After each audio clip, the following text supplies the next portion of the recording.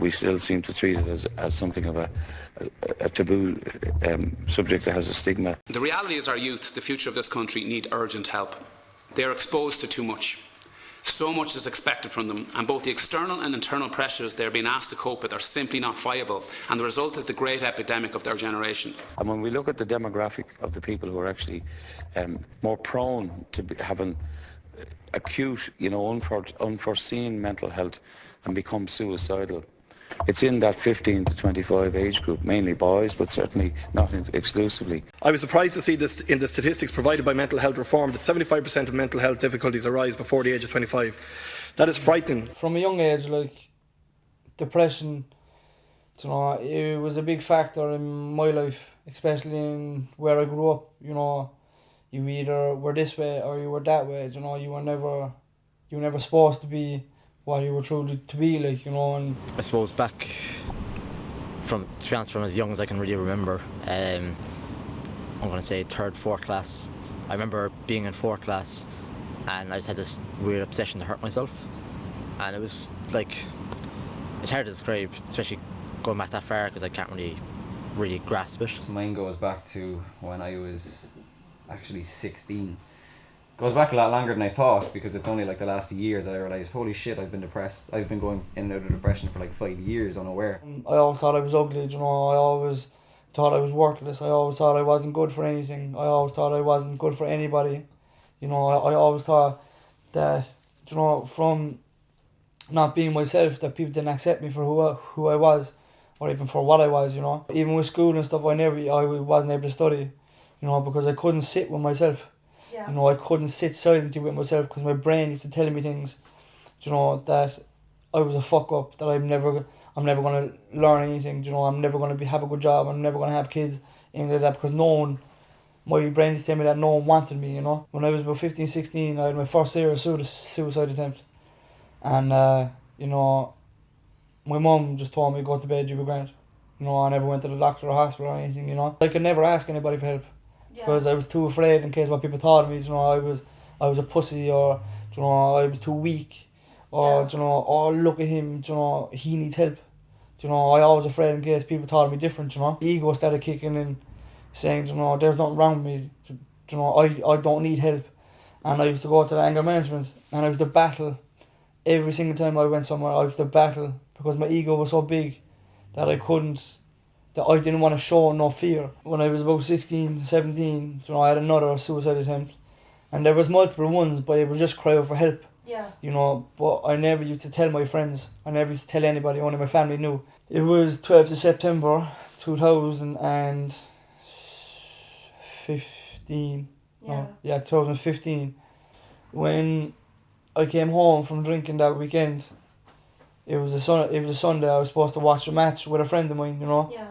And I went home and everybody was shouting at me and whatever, and I couldn't take it anymore, so I went upstairs and I tried to hang myself, and I said I cut my wrist, and thankfully my father came upstairs and saved my life, Then January of 2015, I lost my dad, and that's when to be honest, things didn't go downhill right away. It was it was obviously a big loss to me. It was a big shift in my life, but but there was a lot going on still because of it. There was family calling over, friends calling over, doing this, doing that, for a couple of months, I suppose, and then things started it was when life got back to normal, when you had to go back to work, back to just being the way things, trying to live the way things used to be. And to be honest, it affected relationships, it affected friendships.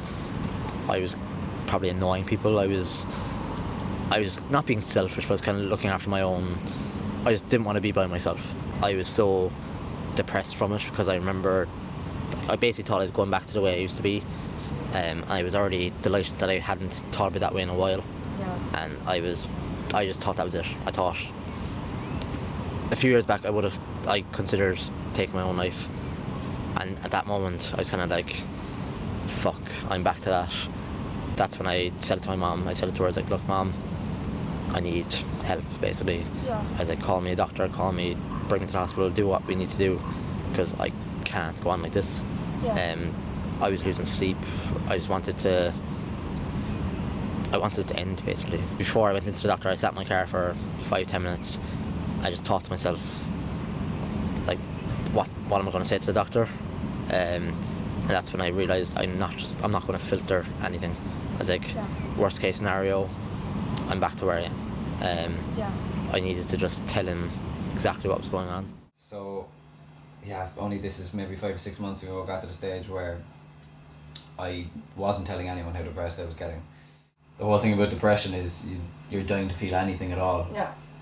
You almost wish you could feel sadness as opposed to feeling nothing, like. But I got to the stage then, I remember one day after work, it was the one day actually I didn't drive in, so I was getting collected. I just texted my dad in work, I just said, don't collect me after work, I have plans or something. And I ended up going down to the Oliver Plunkett to go drinking on my own, which was something I never thought I'd do. And then he actually collected me. I texted him because it had actually gotten to the stage where it was having suicidal thoughts, like sitting outside the Oliver Plunkett. When I got into the car then, absolutely broke down in the car, and I'd never shown my dad that side of me. Like, that was kind of, again, like The pride. Yeah. Do you know, Dad, I'm not weak, I don't cry, I don't do these things. This all came from spiraling out of control because I refused to accept help. Refused to accept it, all because of pride. It got to the stage where I'm sitting outside the Oliver Plunkett choosing whether I will take my own life or fucking do something about it, like. So I messaged my friends. I literally told them everything. I told them what was going on in my head. Yeah. That I was at the doctor, what my plan was to do next, and I told them kind of why I was telling them. I told them that, like, I was just tired of dealing with it by myself, basically. Because I texted three of my best friends, and they actually all ended up on my doorstep. And yeah, we talked about everything while I was in that state, which was shocking for them. Yeah. They could not believe what they were seeing, like. And then it literally just turned around from there, really. Yeah, it was kind of a wake-up call, like, you kind of realise no one's actually going to really look at you differently. I only had told my friends, my family, about what I was going through, what people are seeing on a day-to-day basis. And then there was one night I kind of said, I'm going to tell everybody else. Yeah. I just had nothing to hide. I was at a point where I was starting to feel a bit better, and I wanted others to do the same. Just kind of knowing I wasn't there alone. I wasn't the only person going through what I was going through. The system is not adequately resourced to provide the care needed by the number of people who need it.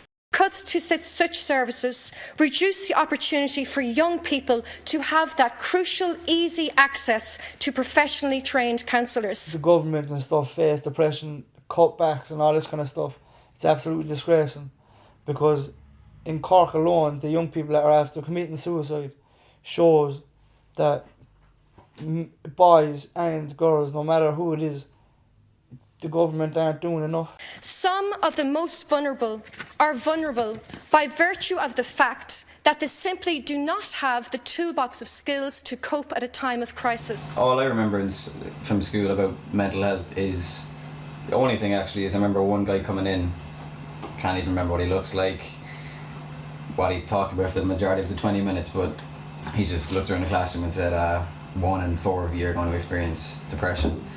Didn't explain what depression was, where you go if you experience it, what can cause it, you know. So it was nothing. It was like, oh, okay, cool. Thank God it's not me. Our mental health services and systems are not even close to being adequate or resourced for the demand and requirement that are placed upon them.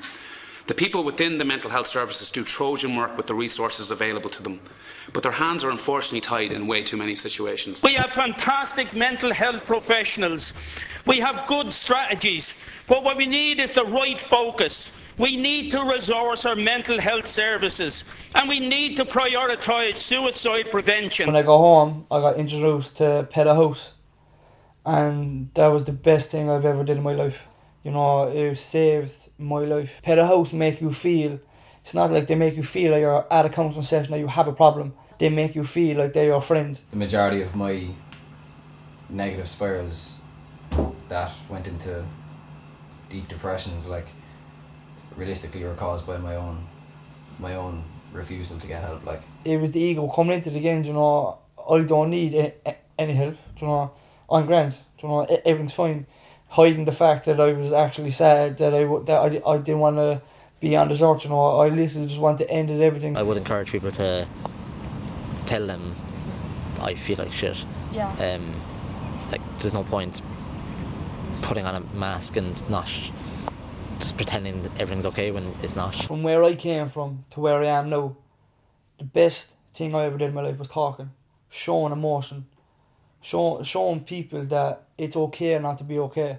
The first time I talked about it, I was afraid. I was scared.